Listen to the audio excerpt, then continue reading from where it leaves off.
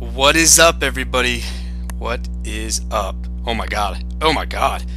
Hold on. Well, this was not planned out, but I just got a big notification. Out of nowhere. We'll touch on it a little bit. There's a lot of stuff we need to talk about. First and foremost, the injury report for this week is extremely big. I have not noticed that it's been this big in a while, man. This is a lot of injuries we've got to address. I mean, I don't know how else to say it. Oh my goodness, what is going on here? What? I'm looking at some of these moves as well, man. What?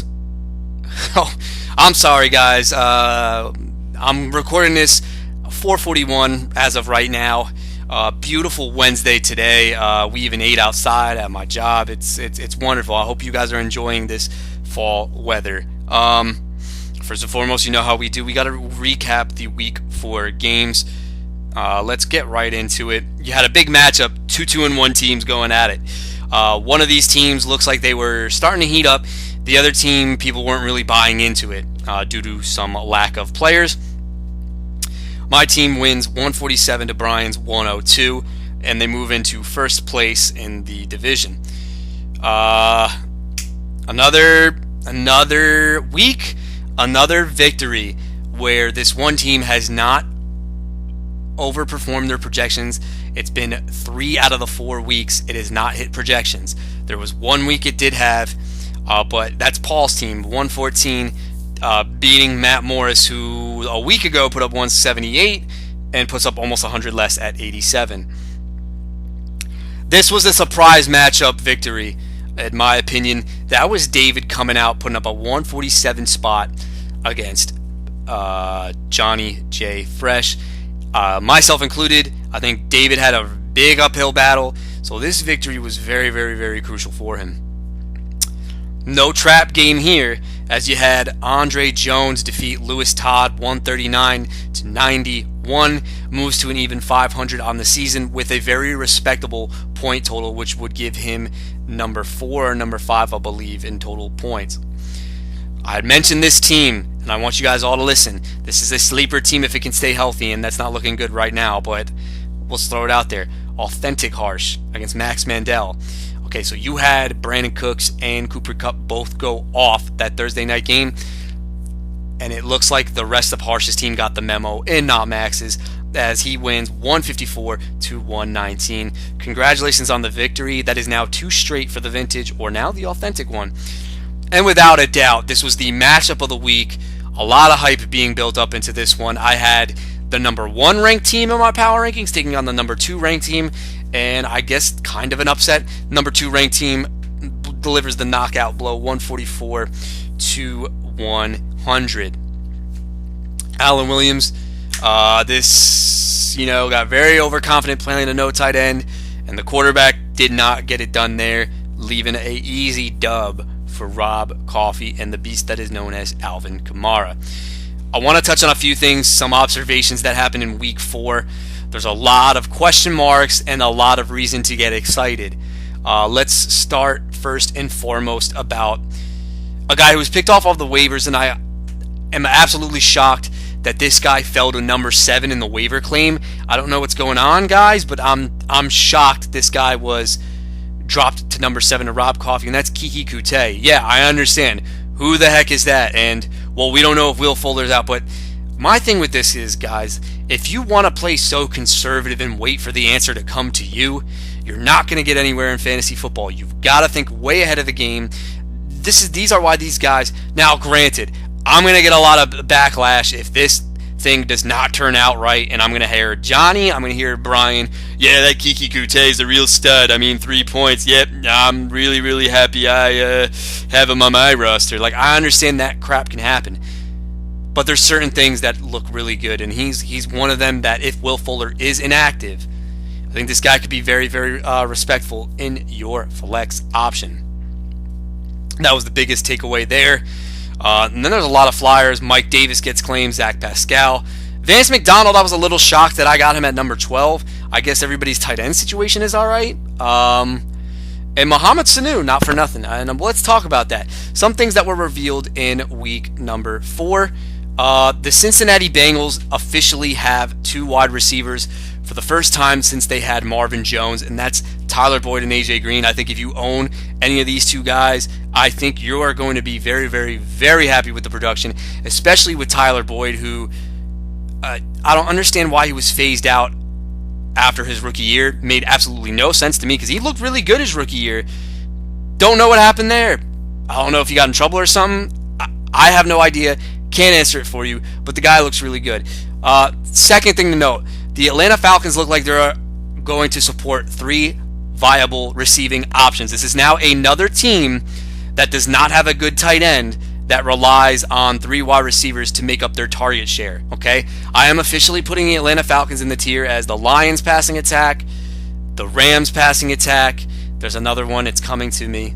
Give me a second. Somebody throw it out there. Whatever. I'm putting the Falcons now in that tier. I do think that they can support 3 wide receivers, especially with their defense looking like the way it is right now. Due to the amount of injuries, it's not looking good for them. And I just thought of it. The Buccaneers were on that tier, but I have to see how things go with Jameis now rather than Ryan Fitzpatrick. Another offense that is starting to build a little bit of hype, and I'm not ready to overly aggress them, but it's something that you're seeing, and I'm talking about the Tennessee Titans passing attack. For the first time in a long time, Marcus Mariota looked very, very, very good. You saw what this offense could do in a pass-first offense, with Corey Davis finally living up to some hype in that game, as well as Tywan Taylor being the underneath possession type of route runner. I think they all look very positive in that one. So those are just a few of my thoughts. Backfield committees. The Packers, when you look at the splits, it looks like it's 30-30-30. But if you kind of look a little bit more into it, Ty Montgomery comes in on 3rd and longs only in the 2-minute drill. So if you want to, instead of looking at percentages, look at situations. He's only involved in 2 situations. I do think that it's more of a 50-50 split between Williams and Jones, with Jones having the most value because of his big play potential. Montgomery, to me, is not worth stashing. He's not worth owning. Even if one of these guys was to go down, I think the only way Ty Montgomery would be fantasy relevant is if both running backs went down. And that's a lot to ask for. Were there any other surprises? Pat Mahomes looked a little human, I guess. While you're listening to this podcast, there's a lot of intriguing matches because we do know that this is rivalry week. Divisional matchups. A lot of big ones. The way I'm breaking it down, obviously, you're going to see in the video description. It took me a while to decide, all right, who do I want in my matchup of the week? It came down to 2 teams, but I actually decided I was going to put this one matchup there because I think there's a lot at stake. So you might want to tune into that, especially if you are the 2 teams competing in that matchup. Once again, guys, thank you for tuning in and enjoy. Ladies and gentlemen, welcome back. Rivalry week kicks off. We're going to start with the first matchup. The headline here is Sleeper Team. I want everybody to get on notice with this one team. Now, the biggest concern with this team, and I'll flat out say it, he'll flat out say it, health. This team starts to get a little healthy, maybe. There's one key guy to this team, though, that could kind of ruin it. But I do feel like if the arsenal of weapons is out there, I think this could be a sleeper team. Unfortunately, the one guy that can't get hurt is hurt. But I do like some of the pieces. I'm talking about Authentic Harsh taking on a guy who has not found a win yet this season. It's tough. And that's my man, Lewis Todd. When you look at the draft recap, point blank, all the bad stuff that could happen to your team has happened to this team. So I feel your pain. You have a lot of injuries, number one. You have a lot of picks that were busts. It's not even because of opportunity. They're just plain out not living up to expectations. And then you have guys that are not in the right opportunity, aka Alex Collins. When you have a lot of things going up against you, man, you're praying for Hail Marys. Let's get into it. Deshaun Watson taking on Alex Smith. Okay, so Lewis Todd being very aggressive on the quarterbacks. And I'm seeing a lot of quarterbacks get picked up, which means Allen might not have a quarterback this week. Hey. Alex Smith taking on Deshaun Watson. Alex Smith, you might throw in a shootout of type of a matchup. Deshaun Watson, here's my thing, Harsh. If Will Fuller is not in there for you, man, I do not like Watson's numbers. He goes up against a Dallas defense that has a very good pass rush. The Battle of Texas. Point blank, my man. If Fuller's active, yeah, fire him up. The only thing I will say, the thing that's weird because of your setup, DeAndre Hopkins is the one I think to benefit. I think with Hopkins and Fuller, believe it or not, I think not Hopkins. Fuller gets more points. Hopkins always has a stable floor, though. So I'd expect him to go up. Brandon Cooks. And you got Brandon Cooks against Seattle, which should be fine in that offense. Demaryius Thomas. Wow. I mean, I didn't want to draft this guy at all. I did not think he would be this bad. Wow. Julian Edelman is coming back. So if there is some sort of hope for Lewis's team at this point, and I don't know if you're still listening, Lewis, but if you are, man, that's commitment. I respect it.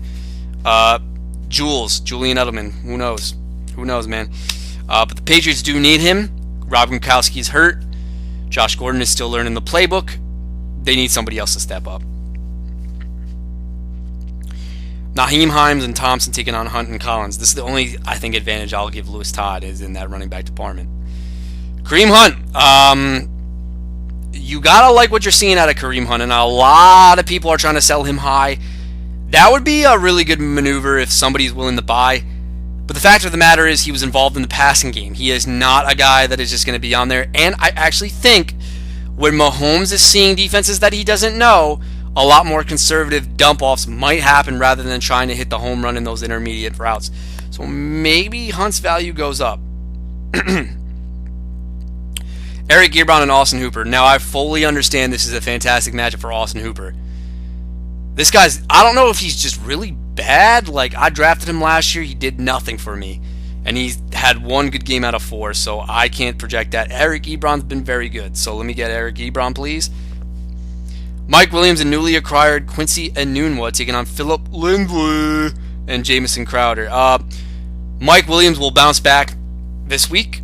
Quincy Enunwa will not. Chris Harris is dinged up, so maybe Enunwa could get the best out of him. But Harris is going to be in the slot. He's going to be matched up against Quincy Enunwa. And then you got Lindsley and Jamison Crowder. Lindsley's a stud. That was a great pickup. I think my favorite pickups have to be him and Jared Cook from week number 1, because all those other picks, from what I can remember, have not worked out. So, congratulations there. Chicago's defense has no game, Harsh. I'm pretty sure you're aware of this. Rams against Seattle. Zach Pascal. Oh, Zach Pascal.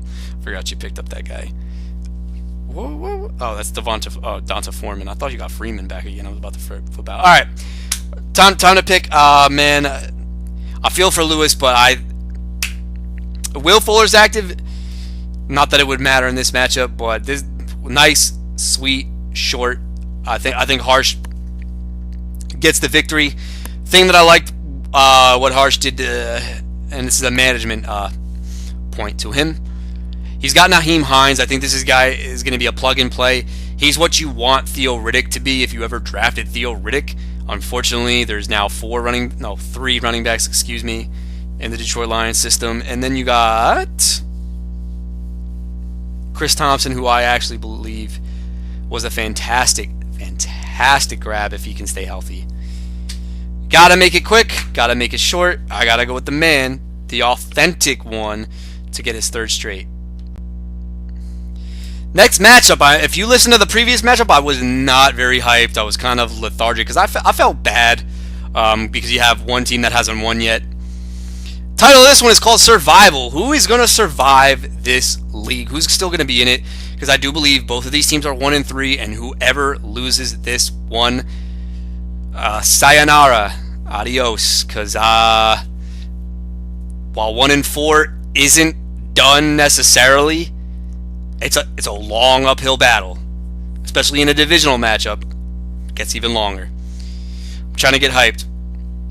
We got Matthew Morris taking on Max. Now, one team's been ice cold. The other team is impossible to figure out. Okay? Breaking it down, Matt Morris 2 weeks ago went off. Last week, calm down. Now, usually the narrative is this with boom and bust teams, and I don't know if I'm ready to label that as Matthew Morris's team. The 1 week where they calm down, the next week they boom up. Unless you have good running backs, then I think that's a better boom or bust team because the running backs have an established floor. When you're talking about my man Max Mandel, it's the way it works, and it's absolutely killing me. I don't know when I'm going to see you, Max. Max, if you're listening to this, and I know you think I'm very biased and whatnot, I want to see you in person, kid. Like, where you been, man? Like, don't hibernate. Don't do any of that stuff because, come on, kid. All right, let's get into the matchup. Maxwell thinking with his brain for once, going with Derek Carr in a really good matchup. That's the way I like it. Taking on Drew Brees. Oh, God. Give me Brees. Sorry. I didn't even know Matt had Drew Brees in.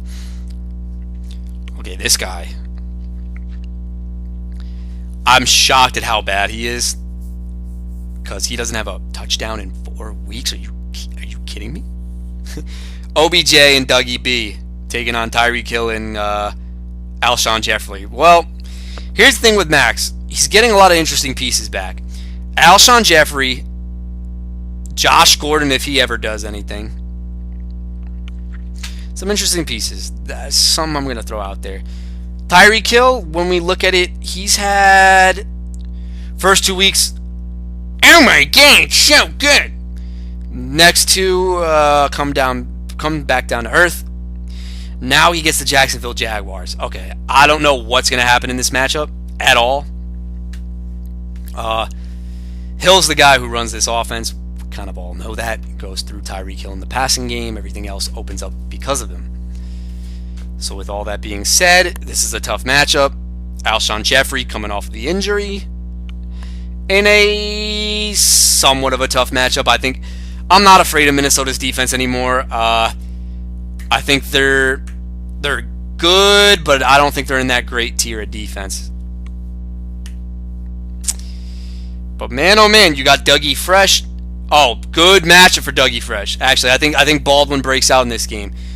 No more Aqib Talib, which means the Rams are forced to play zone, which means Doug Baldwin is beast man-to-man. He eats up the zone coverage as well underneath.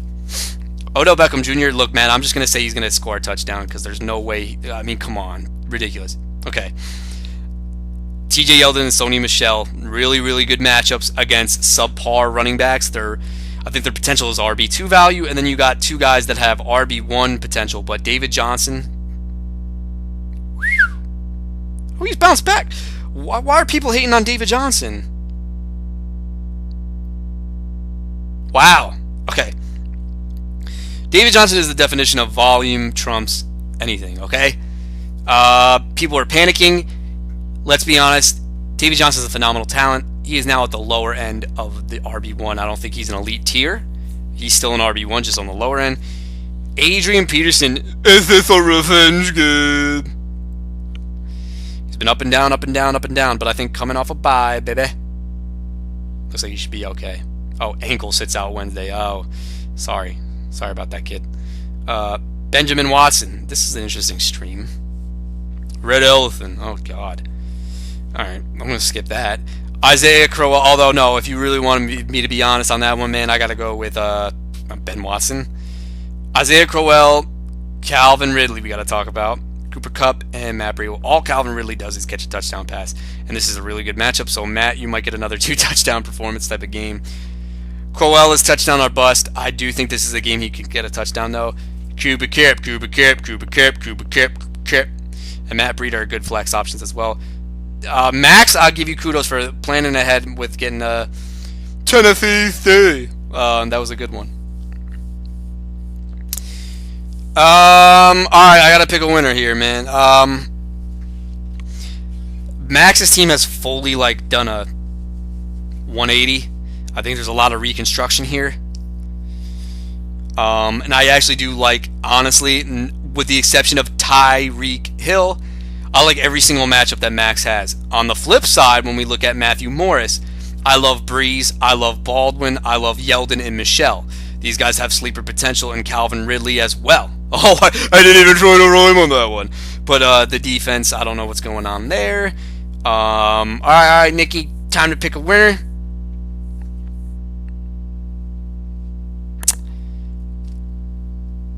If Matthew Morris puts in a defense, I'm going to go with Matty Mo. Simple fact because of this. I think when we looked at what Matt's team did against me, it was touchdown based. I think every single person in this lineup, I don't want to get this kid hyped up because I know he loves it when I talk good about his team. Go top to bottom for this week only. These guys all got touchdown potential. Every single one. With the Max, Tyreek Hill makes me nervous. Alshon Jeffrey makes me nervous. The health of Adrian Peterson makes me nervous. I'm going with Matt Morris to go 2 and 3. Let's keep it moving because believe it or not, this is a division leader chance. This one team has lost 2 straight, and I'm actually shocked that it's lost 2 straight. Okay? I love the talent on this team. I am not, after 1 week or after 2 weeks, saying, yeah, this team's garbage. I'm not. There's a lot of talent there. And on the flip side, you got a team that's 500, looking to have its superstar back by week 8. We're going with Alan Williams taking on Brian Bonney. This should be an interesting one. Goff or Tannehill? Next question. Mike Thomas and AJ Green taking on Stephon Diggs and Tyler Boyd. Stephon Diggs is going to eat. Okay. Brian. Here's what we know we rag on you for being the Andy Reid of fantasy football. I will give you a lot of kudos for 2 things, though. You are the king of low projection matchups. I think you're like 19-0 when both teams don't meet their projections. And my man, you are the king of Thursday night pickups. The absolute king.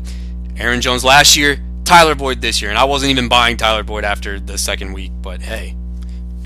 Congratulations! But I don't think it's going to be enough to stop Michael Thomas and AJ Green. And although, keep an eye on the Bengals matchup. Xavier Howard.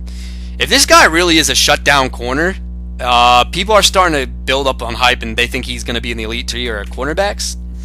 If AJ Green doesn't do jack, I think we need to start taking Xavier Howard a little bit more seriously, guys. Okay. Running backs, Brian, I know you get Mark Ingram back. You're hoping for the best, but it's not enough to stop Gio Bernard and Saquon the Don. Jordan Reed, Jimmy Graham. Give me Jordan Reed, please. Kenny Galladay and Devonta Freeman might be active. Whoa! Taking on Chris Hogan and Ryan Grant. I do not like these flex options. Got to go with my man A. Will. Even if Freeman is out, I'm assuming Allen slides in Robert Woods. Galladay is like must-start material in it as well. Oh, no. I don't want to put words in Allen's mouth because I'm looking at Allen's bench, and I'm not going to help him, Brian. Don't worry. I see 2 options that could be better than Robert Woods. It's up for him to figure it out. All right, let's skip this ball talk. Goff, Diggs, Boyd, I think will easily go over their projections. That's what I was trying to say. Excuse me if I didn't come out right. On the flip side, though, now Allen lost because of a quarterback. I don't see that happening again, although it wouldn't shock me if it did. But I think there's so much firepower on this team that Brian would need like Hall of Fame type games from Boyd and Diggs, and I think they're gonna have great games. But the guys to back up that kind of firepower, I don't think can compete with Allen. I think that people are gonna pump the brakes a little bit on Allen, give him a little bit of a breather because he goes back to 3-2. let's keep it moving right here, guys. Wow. So as soon as I did the podcast, man, I got a sleeper bot notification about an injury, and the guy is playing in this matchup, and I don't even know what's going to happen because this team is already depleted with wide receiver injuries. Jesus. Here we go. All right. Divisional matchup. There's a possibility one of these teams could be at the top of the division by the end of this week. Very possible, depending on what happens at the other divisional matchup. This other team I had buried in my power rankings somehow got a uplifting win, and I think it could bring the spirits out on this team. But let's see and take it how it's going to go. Carson Wentz taking on Pat Mahomes. You could clearly tell Carson Wentz is not 100% there yet. He's getting there, it's just not there yet. Then you got Patty Mahomes. All right, this is the first time I think Mahomes' projections have been very low. Look, point blank, this game's going to go two ways. It's going to be Kansas City blowout or what's the other? Or Mahomes looks really bad. Look, man, I'm not going to make a prediction because I could see either one. Wouldn't surprise me. This is an elite Jacksonville defense that's coming in. I think the Jaguars get up for games like this. I think the Jaguars tend to be a little bit played with their opponent. Last week, fantasy-wise, they weren't that good, but that's because the Jets didn't want to throw the ball. All right, let's get into the skill position. Oh, and who I had to pick, I'm going to say a draw because I don't want to bet against Pat Mahomes at this point. I almost said Jacoby Jones. Julio Jones and John Brown taking on Davante Adams and Juju Smith-Schuster. Davante Adams is the guy I was talking about. I couldn't believe this guy went on the injury report with a calf injury. Oh, it's limited. It's a new injury. Rest of it. Yo, Sleeper Bot be freaking overreacting. All right. You should be all right. Julio, we know he gets his rest. Julio and John Brown taking on Davante Adams and Juju Smith-Schuster. Both these matchups are phenomenal. Here's what I'll say. That Atlanta-Pittsburgh game, I think Juju and Julio cancel each other out, so then do the math, John Brown and Davante Adams. I don't care how limited Davante Adams is. He's Aaron Rodgers' boy. I know people are going to bring up, what about the Darius Slave? We get that. Aaron Rodgers is smart enough, though, to get his wide receiver utilized. Believe it or not, by the way, I don't understand if this was Bill's game planning, but they found ways to get Adams not matched up on Tre'Davious White, which to me is mind-boggling. Anyway, so I got to go with Coffey. Cook and Avorius Allen taking on Kamara and Kerryon Johnson. Kamara alone will outscore all three of these guys. So, I mean, do the math. Zach Ertz taking on Kyle Rudolph.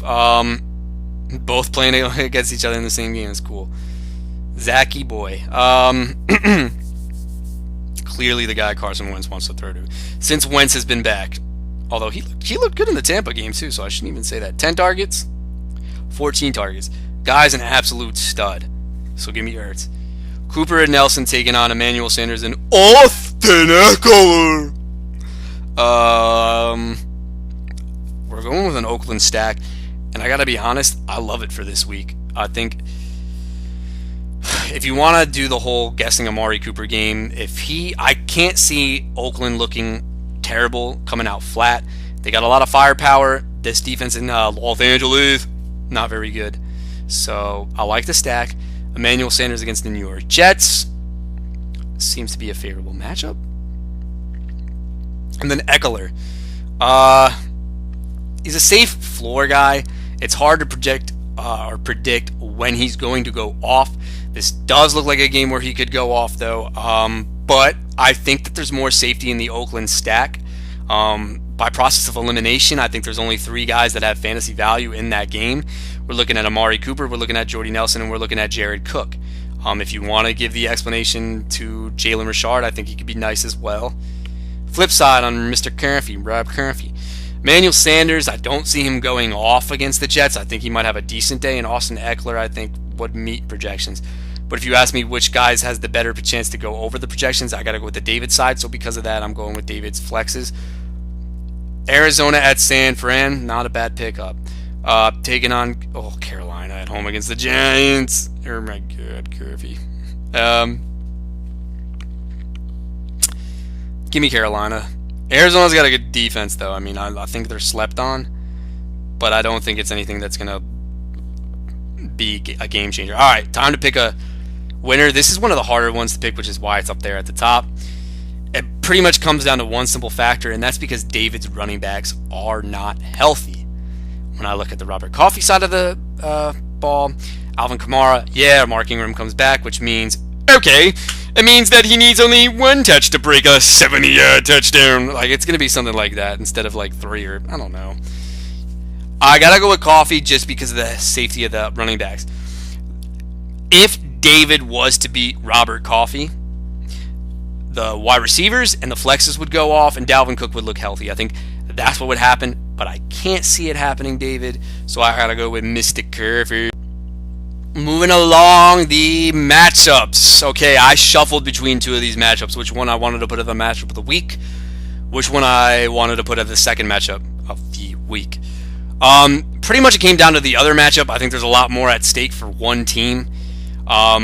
Yes, this does look like by a point total and by record, this could be a matchup of the week. But I think there's more at stake in the other one, and let's get into it. Both these teams, when I look at them, all right, similarly, I can't even say that word. They're constructed very similar, excuse me. When I go to it, you got good quarterback play. You have wide receiver 2s all over the board, and then you have workhorse running backs, although one is kind of questionable. But the only difference, I think, is that one is starting to hit their stride, starting to hit their upside, whereas the other one is hitting a lot of floor. And I haven't seen, with the exception of Elliott's performance last week, I'm seeing more floor performances than the actual upside. I think that's the only difference when I look at both of these teams. Quarterback matchups, I will flat out say, are going to light up fireworks. So that's a good matchup. Full disclosure, I do not know who I'm going to start at wide receiver 2. I got a lot to think about.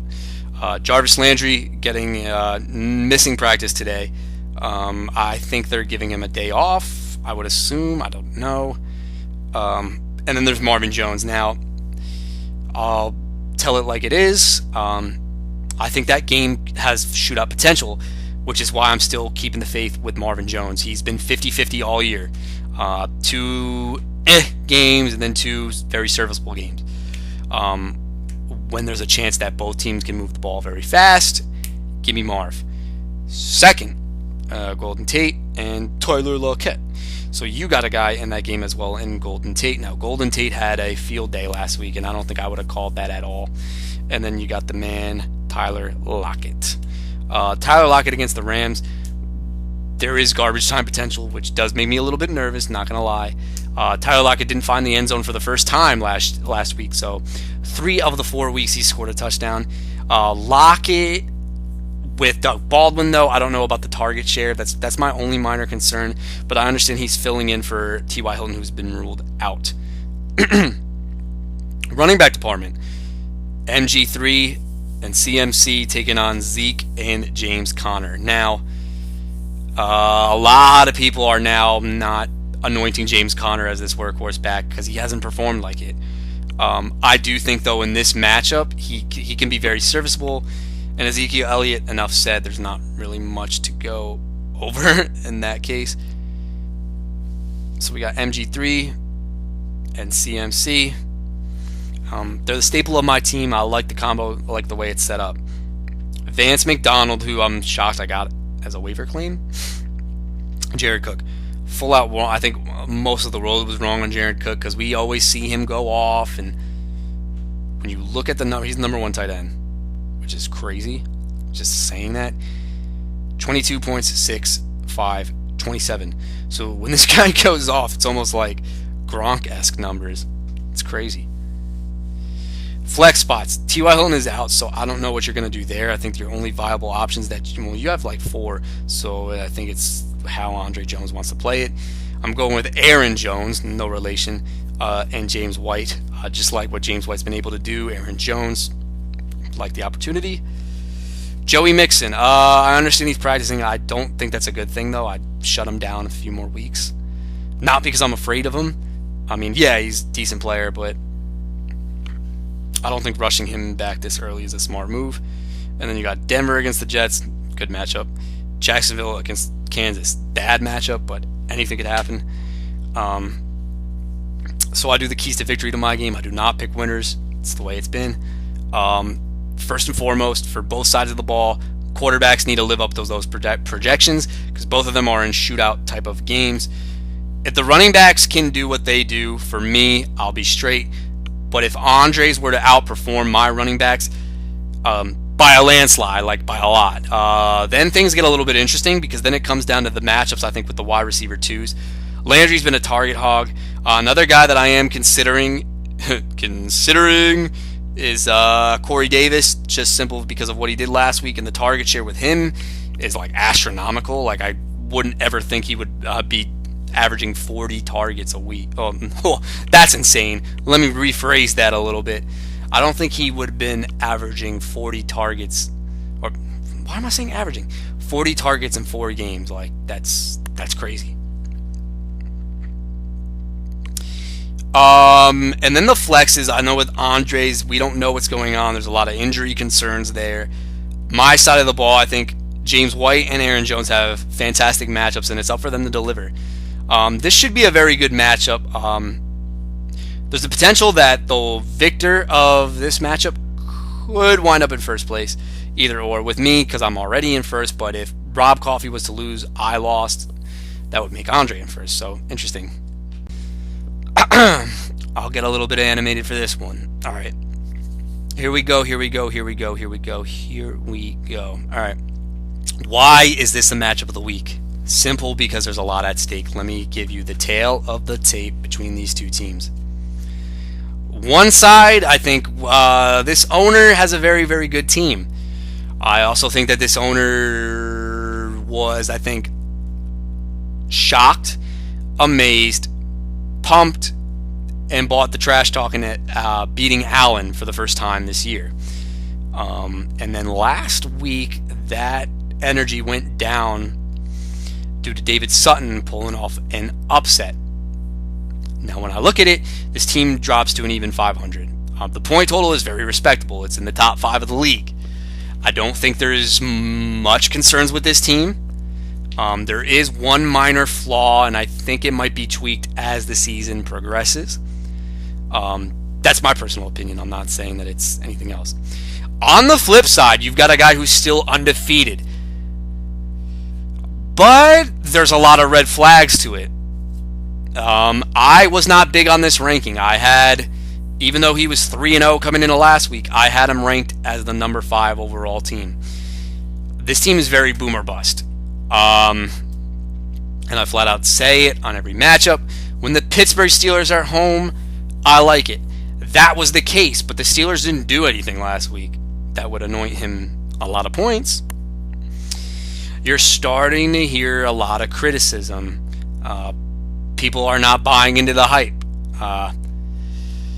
There's been comparisons to Morris 2016 when he went 4-0 with a very minuscule point total and people weren't buying it, and then went on a losing streak like none other. And then it brings back Bonnie 2017, who went 4-0, I believe, and then lost 6 straight and did not make the playoffs. So there's a possibility that this team could be heading down the same path. However, I do think this is a decent team. I don't think it's nowhere near the level of that Morris team, because that team was very, very lucky. The Bonnie team was due to poor management. I think it had a lot of talent, but there were a lot of pieces that were supposed to be sold high. This team, I think, is more around the Bonnie range. Oh my God. I just saw a low projection for one guy. I couldn't believe. Let's get into it. Oh, and I can't even talk, dude. I'm exhausted. I'm sorry, guys. First and foremost, the reason why this is the matchup of the week is because this is a must-win for Johnny J. Fresh. If you look at it, if Paul was to beat Johnny this week, Paul, you could go on a vacation throughout October, come back November, and hit the restart button. Because Paul would go 5-0, and Johnny would drop to 2-3. That's a 3-game lead, but if you think about it, Paul's 2-0 in the division, which would make it a 4-game lead in the division. That is something you don't want. Let's get into it. Cam Newton and Ben Roethlisberger have tasty matchups. I expect both these quarterbacks to get over 30 points, so I like them both. Adam Thielen and newly acquired and newly hyped Devin Funchess taking on AB and Keenan Allen. All right, here we go. A guy who's been a major disappointment. Shocked. Keenan Allen, 20, 10, 3, 9. However, I am going to relax a little bit because Keenan Allen started out slow last year, and then they realized, okay, we got to get our mojo back. We got to go back to Keenan. Let's do it. Good matchup. AB against the Atlanta Falcons. Jay, I know you're shaking in your boots. When I look at the rest of Johnny's matchup, Devin Funchess is the wild card here. They're actually projecting him. Matt Harmon is actually not bad with his projections, I'll say, because he used to work at NFL.com. Now he's with Yahoo. My take on Devin Funchess, though, all right? Since the Olsen injury, he's looked as a wide receiver, too. The New York Giants are good against the pass. I understand it. The only way I think Funchess would be viable is if Janoris Jenkins does not shadow him. I don't know if the Giants are going to look at it and say, oh my God, we have to stop Devin Funchess. But if Jenkins is on Devin Funchess, that's not a good matchup. But I don't think Devin Funchess is the vocal point in the passing game, like how they're going to scheme for him and whatnot. But needless to say, I got to go with Paul. Gurley and Hyde over Drake and Coleman, especially with Freeman possibly coming back. Paul, this is why we said Kenyon Drake was on my bust list. There's just so much uncertainty with the guy. I think he benefited because they didn't have any other backs when they got rid of J.H.I. Gronk taking on baby Gronk. Well, if Gronk's out there, I'll take Gronk, but I don't know, man. J.J. Keelan Cole taking on Marlon. You dropped Marlon. Heck. Marshawn Lynch and Sterling Shepard. My favorite pick from Paul's draft was Marshawn Lynch. The guy was really good the last 4 weeks of the season. This guy's a stud. 11, 13, 16, 17. You could make the case that he's a low-end RB1, but he is very touchdown dependent, so I'll say RB2. And Sterling Shepard. Been really nice the last 2 weeks. He's the guy who's benefiting from all of the Odell Beckham coverage, and because Evan Ingram's not there. J.J. and Keelan Cole are not the best options. I like... Oh, this big projection. This is Matt Harmon again. Yeah, it is. This looks like a matchup where Keelan Cole could do a lot of work. Easily the most talented guy on the Jacksonville Jaguars. So give him a shot. But I think there's more safety for Paul's guys in the flex. Baltimore's D against Cleveland. Yo, Jay, that was a really good pickup and shit. Taking on Philly. Give me Baltimore. Time to pick a winner, kid. Okay. This thing gets very interesting because I think the holes for Paul are the running backs. And the potential to be a bust play would be Jay on the flex. J.J. very, very, very touchdown dependent. I like Gurley and Hyde a lot. I like Gurley more. Gurley would have to be a workhorse. Guess what? He is. There's a lot of fireworks and a lot of firepower in this matchup. But point blank, it's time for me to pick a winner. And I got to do that. So, Paul's team has a tendency to go off when the Pittsburgh Steelers are home. All right, so I'm going to do the math because I really need to calculate each and every guy in this match to pick a winner. I'm going to start with Paul and then Jay. Paul, Ben Roethlisberger, give me 33 points. Antonio Brown, give me 21 points. Keenan Allen, give me 17 points. Kenyon Drake, give me 2 points. Tevin Coleman, no, I'm just kidding, Paul. Let me go back. I know you're probably like, triggered. What you talking about? Kenyon Drake against the Cincinnati Bengals, I'll say 8 points, okay? Kevin Coleman, now going to be in a rotational type of a situation. I'll say 11 points. Travis Kelce is a wild card, but I think Jacksonville should have handled their own. Give me 7 points. Marshawn Lynch, shocker here. I'm going to say he breaks out for 21 points in this Chargers game. Sterling Shepard, give me 12 points. And Philadelphia's D, was that 9? They're at home that I do like, so give me 10. Okay, so what I just broke down, Kenyon Drake and Travis Kelce would be the only two guys to not hit projections. Now let's go to the Johnny side. Cam Newton, okay, 35 points. Adam Thielen, Jay, I'm just going to project him for 20 at this point. Devin Funchess, this is the biggest wild card. I think Kelce is a wild card. Funchess is a wild card. Devin Funchess, give me... I want to go somewhere in between like that teen range. Give me 11. I'll say 11. Todd Gurley, 26 points. Carlos Hyde, 8.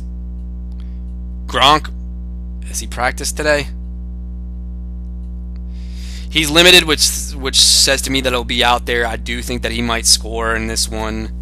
15.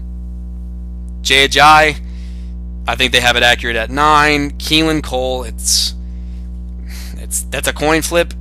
Shootout potential, 15. Okay, if you wrote this down, I don't know what the hell that accumulates up to. Ugh.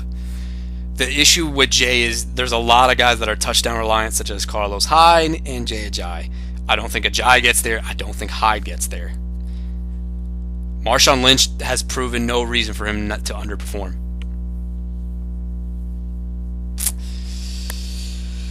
Oh boy, I'm splitting hairs with this one, but you know what?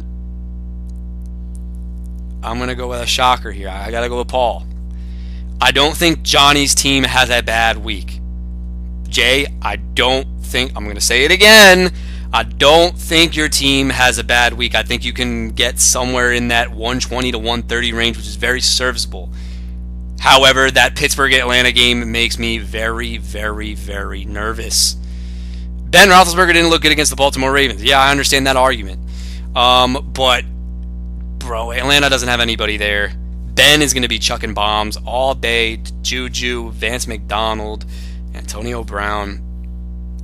That's my X factor in this one. The only guy that I think really underperforms for Paul is Kenyon Drake. But there's a lot of guys that are touchdown or bust, man, and it's hard to kind of rely on all of them to hit on the same week. That's my analysis. Hope you guys enjoyed.